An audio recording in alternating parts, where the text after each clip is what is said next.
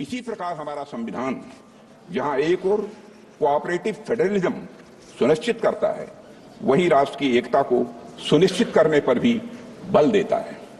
हमारा संविधान legislature, executive और जुडिशियरी को नागरिकों के हितों के लिए मिलजुल कर काम करने की शक्ति भी प्रदान करता है। साथ ही चेक्स एंड बैलेंसेस का भी सिस्टम यह संविधान प्रदान करता है, जिसे सभी संस्थाएं अपने संवैधानिक दायरे में रहकर वह काम कर सकें। अध्यक्ष महोदय, भारत का संविधान सिर्फ एक शासन प्रणाली स्थापित करने का ही कार्य नहीं करता है, बल्कि भारत के गौरव को पुनर्स्थापित करने का यह एक रोड मैप है अध्यक्ष महोदय, और साथ ही यह भारत को विश्व पटल पर सही स्थान दिलाने का रोड मैप है। भारत को पुनः एक आदर्श राष्ट्र बनाने का भी यह अध्यक्ष महोदय रोड मैप है, और यह रोड मैप है विकास का, रोड मैप है समता का, रोड मैप है न्याय का, रोड मैप है स्वतंत्रता का, बंधुता का, राष्ट्र की एकता और अखंडता को अक्षुण्ण रखने का। यह रोड मैप है नागरिकों की गरिमा सुनिश्चित करने का।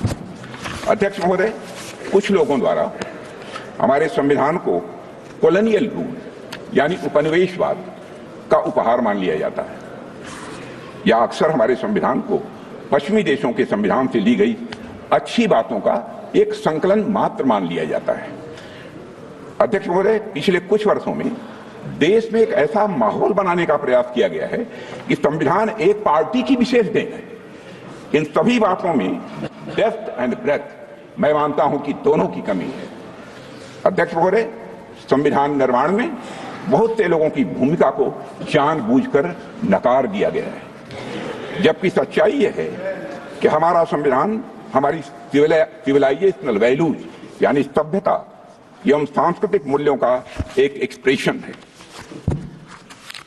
अध्यक्ष महोदय, हमारा संविधान स्वाधीनता संग्राम के हवन कुंड से निकला हुआ यह अमृत है।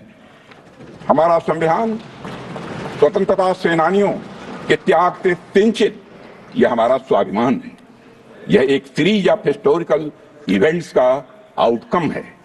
स्वतंत्र भारत का संविधान कैसा होगा, इस बात पर स्वतंत्रता संग्राम के दौरान कई संस्थाओं और विभूतियों ने अपने विचार प्रस्तुत किए थे, जिनमें से बहुत से लोग संविधान सभा के सदस्य नहीं थे, लेकिन उनके विचारों ने भारत के संविधान के निर्माण में बहुत ही महत्वपूर्ण भूमिका निभाई है। और